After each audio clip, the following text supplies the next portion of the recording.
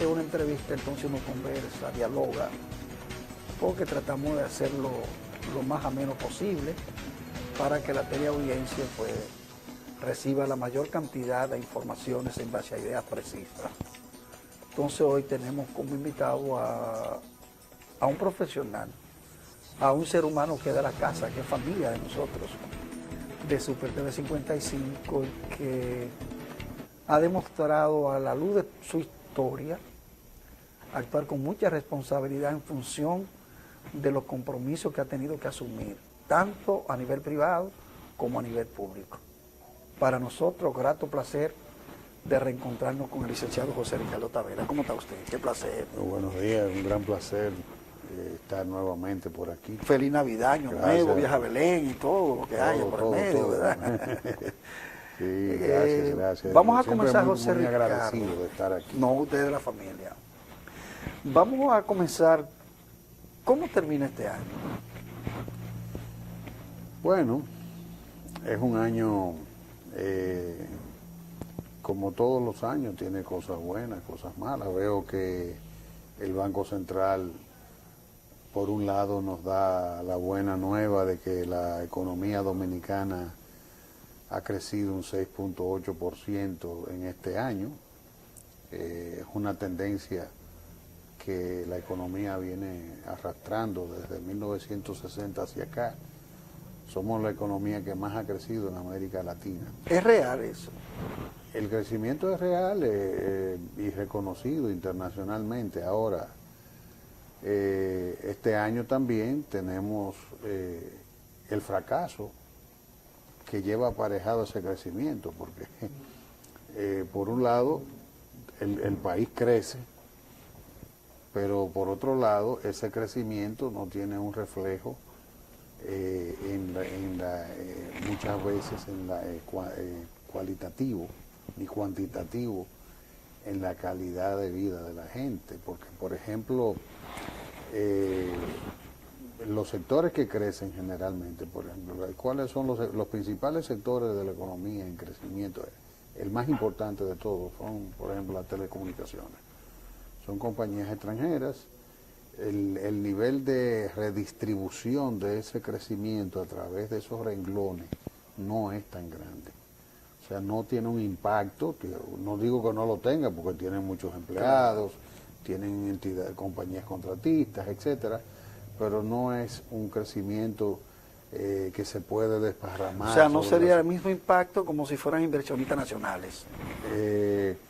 Depende, porque un inversionista nacional para los fines y medios, porque hay renglones que, por ejemplo, el sector agropecuario, la misma construcción, si aquí hubiese una política adecuada de contratación de mano de obra dominicana. Pero yo donde quiero llevarte es que ese crecimiento no nos ha servido en gran medida, porque por ejemplo, al mismo tiempo que tenemos ese crecimiento, los mismos organismos internacionales te reconocen que el salario promedio de un dominicano es el salario que se ganaba en 1990. O sea, estamos hablando que nosotros tenemos 27 años de retraso en la actualización del salario de los dominicanos. Eso es una tara para una economía. Entonces no puede hablarse de crecimiento económico con esa calidad. No, o sea, el crecimiento con los parámetros con que se mide el crecimiento de una economía es real. Es real. Ahora, porque nadie lo cuestiona y tiene reconocimiento. Ahora, lo que yo no le veo es que todavía hayamos tomado las medidas necesarias para que ese crecimiento impacte. Por ejemplo, tú no ganas nada. Está creciendo la economía, sí, pero yo que gano con que Carlos Slim sea más rico que te lo creo. Exacto. Y que la gente de otras compañías de las telecomunicaciones, que yo gano con eso. El sector turismo, por ejemplo, que es un sector muy importante para ese crecimiento, en gran medida es un sector que no mete aquí sus gastos operativos, pero eso opera en gran medida fuera del país. El sector turístico Es verdad que tiene una gran capacidad de expansión. En este momento se han estado iniciando e inaugurando muchos hoteles, pero obviamente es un sector que reinvierte, es dinámico, pero no todas las utilidades del sector vienen a parar a la República Dominicana, que es otro de los renglones. Y yo diría que es un sector más democrático en cuanto a que está más redistribuido. Se distribuye mejor. Y hay muchos empresarios dominicanos también involucrados en la industria. Y en cierta medida el turismo tiene un impacto más... La mano de obra en turismo es diferente a la construcción y agropecuaria, por ejemplo. ¿Hay más cantidad de dominicanos en el turismo que mano de obra extranjera? Bueno, más que en la construcción y el sector Exacto, o sea, haciendo la comparación. Pero sí hay una enorme cantidad de personal extranjero. O sea, a nivel de gerencia, aquí son pocos los dominicanos que están en el nivel gerencial. Aquí hay un impacto muy importante de mano de obra colombiana, venezolana y española. La española se justifica porque una gran parte de la inversión en la hotelería es de capital español. Y obviamente la misma ley contempla que en ciertos niveles de dirección pues tenga que ser pueden traer personal Exacto. extranjero de su confianza. Pero es limitado, natural. ¿verdad? El porcentaje. La ley lo establece con un límite. No, claro. No. El nivel de gerencia, obviamente, hay una licencia que la misma ley establece, porque hay una ley de inversión extranjera que permite que el personal de gerencia pueda ser personal. O sea, la ley limita la cantidad de empleados. En general. Pero a nivel gerencial, pero de todas como maneras, incentivo, todos sabemos que esa ley, que es el artículo 135 del Código de Trabajo, es una ley cuasi inexistente. Muerta en el país, porque no ha habido una vocación de las autoridades de hacerla valer, porque no ha habido una vocación política que impulse la aplicación de esa ley. Entonces, todo eso es lo que nos lleva a nosotros a lo que hemos hablado en otras ocasiones, a la distorsión del mercado laboral. ¿Qué es lo que está pasando? Bueno, tú tienes una presencia masiva de mano de obra extranjera, ya no es solamente haitiana, porque por ejemplo en el nivel turístico, en empleados de nivel medio y bajo, ahora mismo, si tú te vas a la industria hotelera, a la industria de restaurantes, están llenas de venezolanos, claro, pero llenas.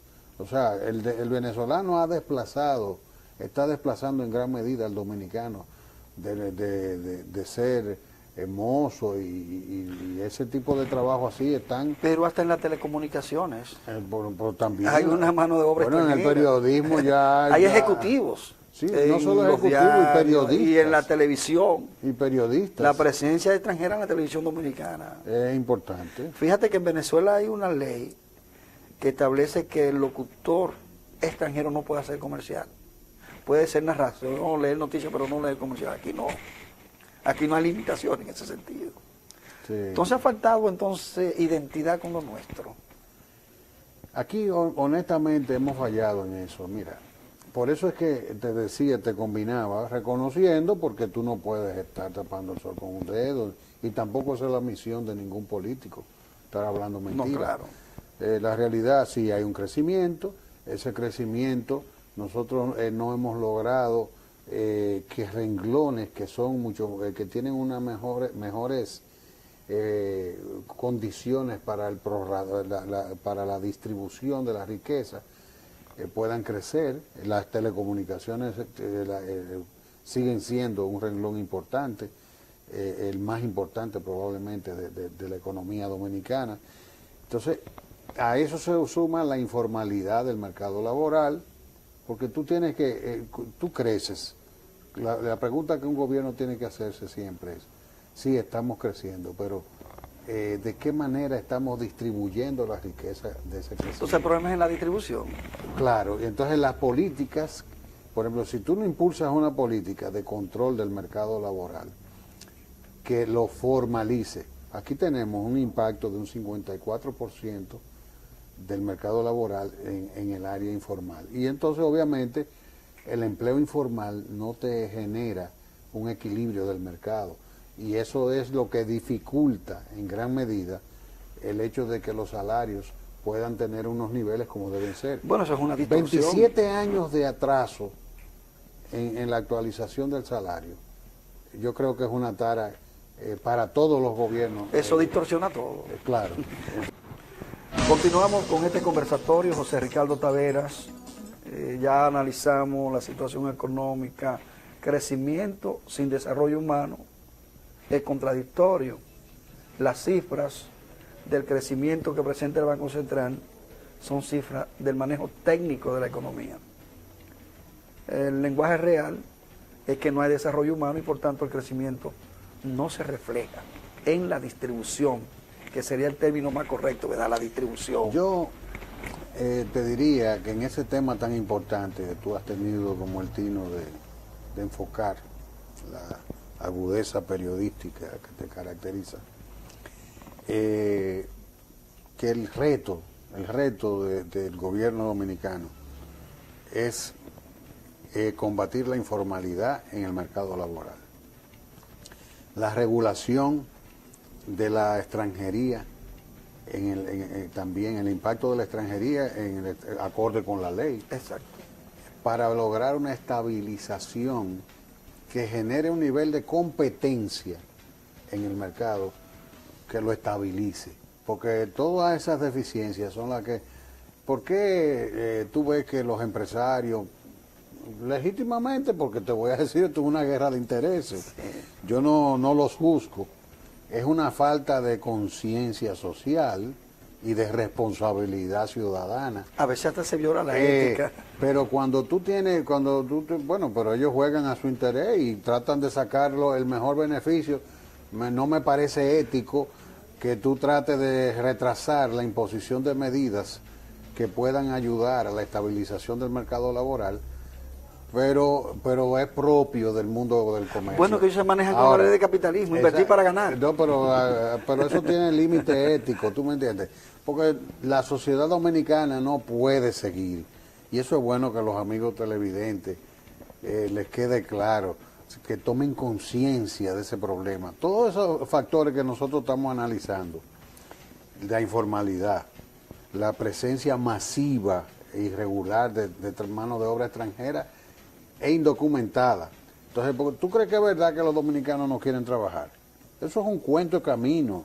El dominicano lo que no está es dispuesto a trabajar por ciertos salarios en las condiciones, pues yo soy abogado, yo vivo de eso, yo ejerzo mi carrera, tú lo sabes, Ignacio. Claro.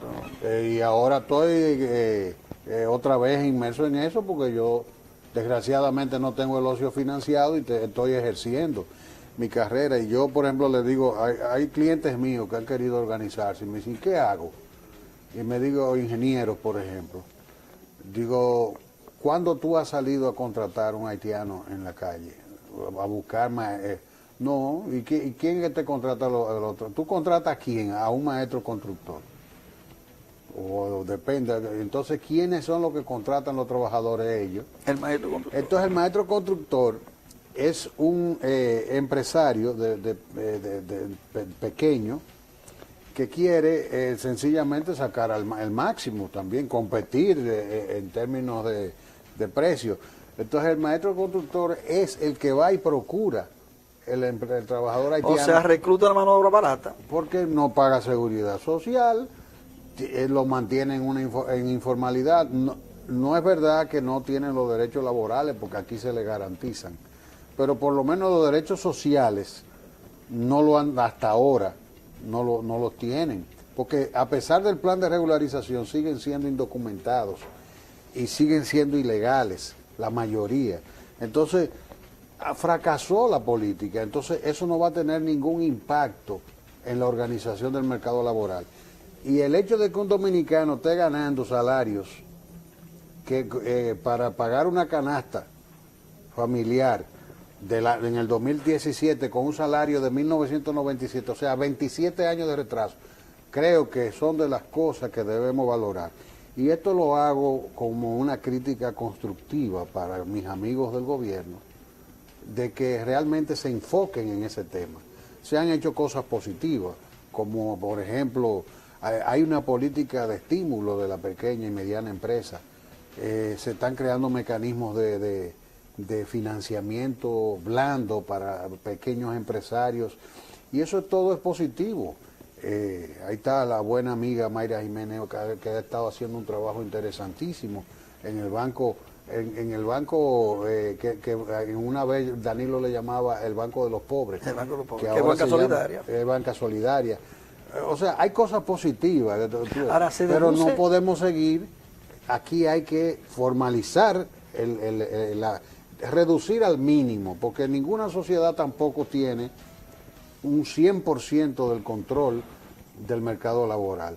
Pero si tú reduces a un 10%, a un 5% la informalidad, ya tú estás equilibrando el mercado. Si tú ejerces control fronterizo, que esa es la gran debilidad de la República Dominicana, adecuado, si tú tienes un control de tus fronteras, porque por ejemplo, en el tema del impacto de los venezolanos, que yo soy el primero, esa comunidad venezolana ha contado con mi solidaridad, porque yo digo que le debemos mucho a los venezolanos, y ahora nosotros tenemos como ciudadanos que ser solidarios con ellos. Pero por ejemplo, tenemos que tener un límite.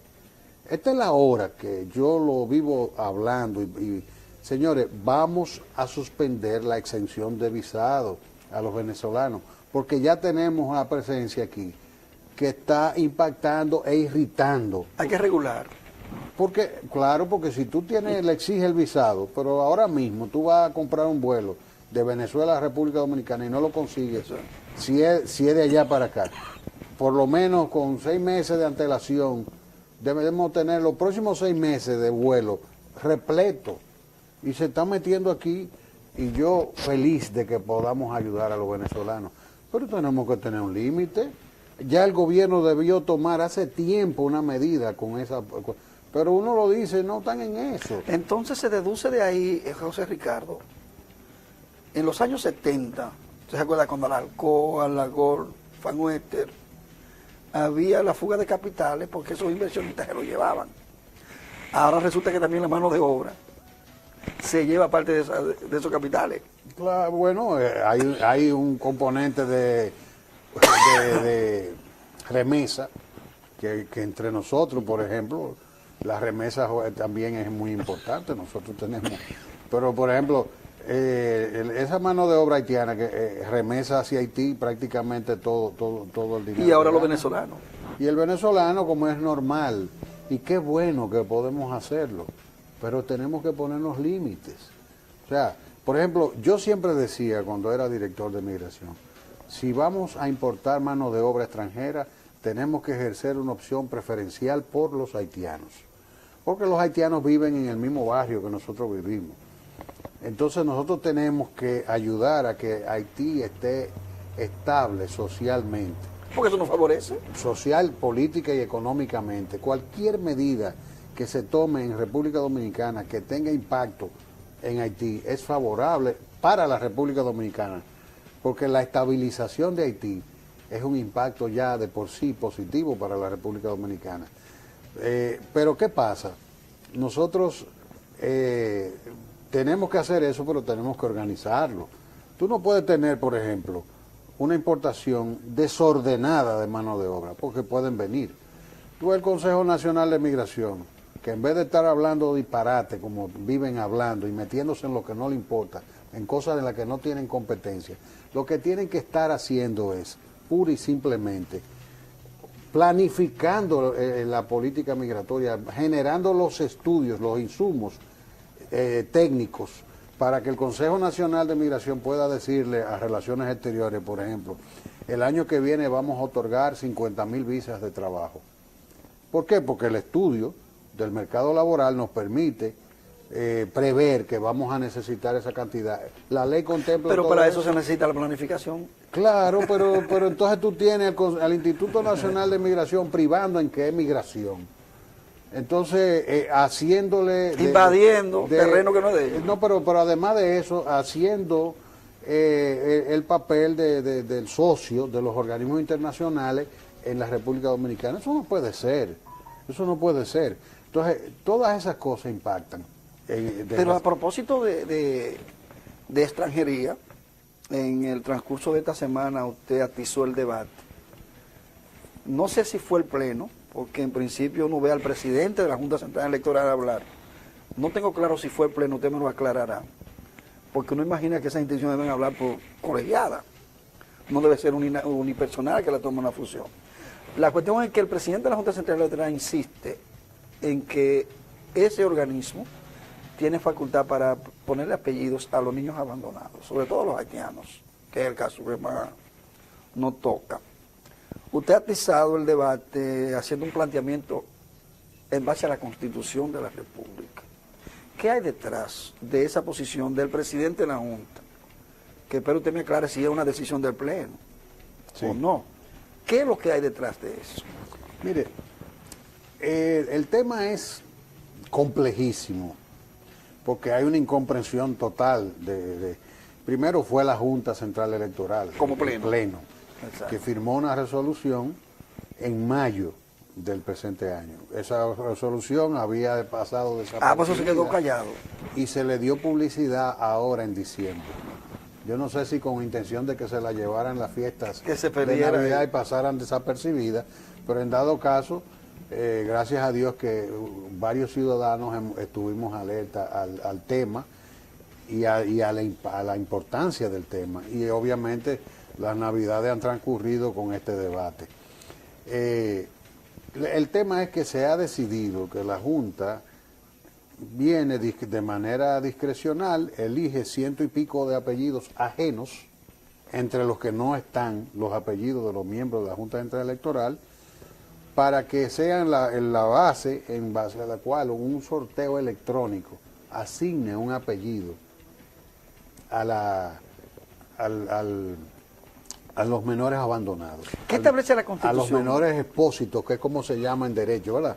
Un menor abandonado aparece, la ley 659 ordena que cuando a una persona encuentra un menor, debe llevárselo al oficial del Estado Civil. Y el oficial del Estado Civil debe levantar acta del hallazgo y consignar si lo encontraron, con qué tipo de propiedades lo encontraron. Si estaba en salud. Bueno, no la salud porque él no es médico, pero se supone que inmediatamente hace el levantamiento y levanta la edad aparente del niño, porque el niño no puede decir yo tengo 1 año ni 2. Entonces, ese niño se supone que el oficial del Estado Civil lo pone en manos de una institución benéfica.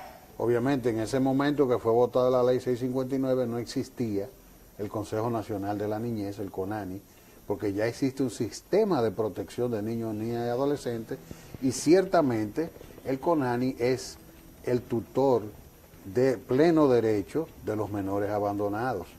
Entonces, esa ley 659 concordada con el Código del Menor es la que se está violando. Y toda ley en función de la Constitución. ¿Qué es lo que dice la ley 659, por ejemplo? Claro, porque que todo acto, dice la Constitución, hecho que en contravención de la ley, es nulo. Claro. Entonces, cuando tú vienes y dice el artículo 28 de la 659 te dice que el oficial del Estado Civil no podrá, por ningún tipo de indicación, consignar ningún tipo de dato que no sea lo que establece la ley para cada tipo de acta. ¿Qué establece la ley? Para cada tipo de acta. ¿Qué establece la ley? Tú tienes, comparece una persona, o la madre, el padre, o un testigo, a declarar el nacimiento de un niño, y esa persona se le pone un nombre, ese niño, se dice quiénes son los padres, se ponen todos los datos de los padres. Si es hijo legítimo, automáticamente adquiere la filiación, y quiero subrayar la palabra, porque el apellido no es nombre. Se asume como parte del nombre culturalmente mucha gente, pero la filiación es la que te vincula a un grupo familiar. Por eso, es el apellido. Por eso los documentos que uno firma le ponen nombres, apellidos separados. Y el apellido es un patrimonio intangible. de las familias. Por eso es que no se puede andar disponiendo, porque es el que establece el vínculo, filiación del individuo con un grupo familiar. Entonces, el Estado no puede invadir eso con una resolución administrativa. Si se produce una ley, porque a todo esto lo más importante es subrayar que yo no estoy cuestionando que se busque una salida para que esos niños tengan un apellido, pero la Junta no puede porque la ley le prohíbe. ¿Cuál sería una alternativa? La alternativa es, primero, que se discuta una ley que establezca un mecanismo para dotar de apellidos nuevos. Por ejemplo, el doctor Juan Miguel Castillo Pantaleón depositó una carta ayer que la hizo pública en la Junta Central Electoral, en la que está haciendo una serie de propuestas interesantes que no son nuevas, son los criterios con que se crearon todos los apellidos que nosotros tenemos. Todos nuestros apellidos tienen que ver con un fundamento de ese tipo, del lugar de donde tú eres, de algún evento específico, de La Vega, por ejemplo, que es un apellido. Procedencia e identidad. Exacto. Hay muchos apellidos que se crearon, porque no estamos hablando de una cuestión nueva. Por ejemplo, en España, después de la Guerra Civil Española, que fue una de las guerras más cruentas que conoce la humanidad, habían una cantidad enorme de niños abandonados y se crearon apellidos para esos niños. Tú ves que hay apellidos que dicen Del Monte, porque lo encontraron quizás en el monte, y esos son apellidos que surgieron en circunstancias de fueron ese tipo. creaciones. Entonces, ¿qué es lo que hay que hacer? La Junta no tiene derecho a coger tu apellido, ni el mío, ni el de nadie, porque eso es un patrimonio intangible de los grupos familiares. Entonces los miembros de la Junta no incluyeron sus apellidos. No, los de ellos no están, los de ellos están, y ni están los de los ricos de este país, ni nadie, no están los apellidos de las familias que están vinculadas a la presencia de una extranjería irregular en este país. No se puede, ellos no lo pueden hacer, pero además no es eso. Si se van a coger apellidos ya preexistentes, yo no diría, ok, vamos a hacerlo, pero vamos a hacer una ley, número uno. Número dos, y que sean todos, como dice el cuento, todos los apellidos. Todos. Sin distinción. Sin distinción ninguna, porque ¿con qué derecho la Junta decide que a X apellido oye? ¿Con qué derecho? No, si la misma ley le dice, usted no puede, bajo ninguna indicación, consignar ninguna otra. Entonces, ¿qué es lo que dice la ley respecto a los apellidos? Usted va a llevar el apellido de la madre, porque ese es irrebatible, ¿no? El del padre, si fuera legítimo, si es un matrimonio, hay la presunción de paternidad. Y el del padre, que si no siendo legítimo, lo reconoce. Estoy hablando de lo que dice la 659. Obviamente hoy en día eso debe ser concordado con el Código del Menor, porque ya, por ejemplo, ese estatus de hijo legítimo, ya los hijos son todos iguales. Pero, por ejemplo, hoy entra Conani en el debate y dice que sí tiene facultad. Que está reivindicando que ellos son los tutores de hecho, o sea, que la tutoría, el CONANI es el tutor legal de los niños abandonados, eso es verdad, pero no es que ellos pueden ponerle apellidos, eso no es cierto. El CONANI tampoco puede, por eso que digo que si vamos a resolver el problema... verdad, esto es complejo. Porque la ley no dice que el CONANI puede. El CONANI tiene que tomar la iniciativa para que un tribunal declare que ese niño es abandonado. Porque no tampoco de que abandonado porque lo encontré aquí, no. Hay un proceso en el que se supone que la autoridad tiene que desplegar todos los esfuerzos posibles para localizar los verdaderos padres del niño y dotarlo de... O sea, agotar esos recursos primero. Claro. Entonces, llega un momento en que el niño tiene derecho a un nombre porque la ley dominicana lo consagra. Lo que no tiene es el apellido. Entonces, sí, vamos a estar de acuerdo. Vamos a crear apellidos O si le vamos a poner de los apellidos existentes, vamos a ponerlos todos. ¿Cuáles serían las consecuencias de si la Junta aplica esos apellidos así? Bueno, mira, el tema es que con la realidad geopolítica que nosotros tenemos en la española, yo digo que estaríamos creando primero un estímulo para que se incremente el paritorio de la nación haitiana en la República Dominicana, para que se incremente el abandono de los niños que están naciendo en la República Dominicana, porque es importante. Ayer me enteré, porque uno de esos grupos de ONGs pro haitianos declaró, alguien de un liderazgo de ese tipo, que un 97% de los niños son haitianos, de los niños abandonados. De los abandonados. Ahora mismo me dice el presidente de la Junta, con quien tuve el honor de conversar antes de ayer, me dijo que él le había mandado a levantar y después lo publicó en una nota las estadísticas. Y esto no es cuestión de estadística. Ahora mismo son supuestamente 261 niños abandonados. Uno me parece demasiado. Ahora, el tema no es eso, el tema es el precedente, porque automáticamente las madres comienzan a abandonar los niños. Entonces ese niño automáticamente es un apátrida, porque es hijo de una extranjera que nacido en República Dominicana, pero ¿dónde está la extranjera para reivindicar la nacionalidad? Número uno. Número dos, esa extranjera normalmente llega a ese paritorio sin documentos. Entonces automáticamente tienen que dotarlo de un acta de nacimiento, ponerle un nombre, eventualmente cuando venga una ley, ponerle un apellido. Entonces, obviamente ahí vienen los inconvenientes. Bueno, ya no están diciendo eso que es, no han concluido, pero... Eso es el libro de hecho, el libro de apatridia, abierto de manera administrativa. Como el tiempo ha terminado, pero no quisiera dejar de aprovechar la oportunidad para... ¿Qué usted espera para el 18 para los dominicanos? ¿Qué le sugiere? Bueno, yo espero que las élites de este país comprendan el rumbo equivocado que estamos llevando en una serie de aspectos que tienen que ver sensiblemente con la suerte del pueblo dominicano, la suerte de la identidad de la nación dominicana. Yo quisiera que la sociedad dominicana reflexionara y procurara caminos de unidad.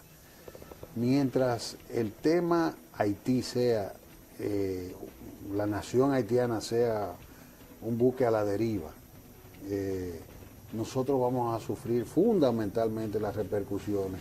Y aquí como que las élites no están dándose cuenta del impacto que eso tiene. Y se está jugando a trabajar en un mercado de 20 millones de habitantes sin comprender que esos 20 millones de habitantes son seres humanos que necesitan un destino y una dirección. Yo quisiera que reflexionáramos sobre la unidad en ese sentido. Bueno, pues gracias, José Ricardo. Usted va a tener que volver porque el tema es bastante complicado. Sí. Gracias a ustedes por estar con nosotros. Regresamos mañana.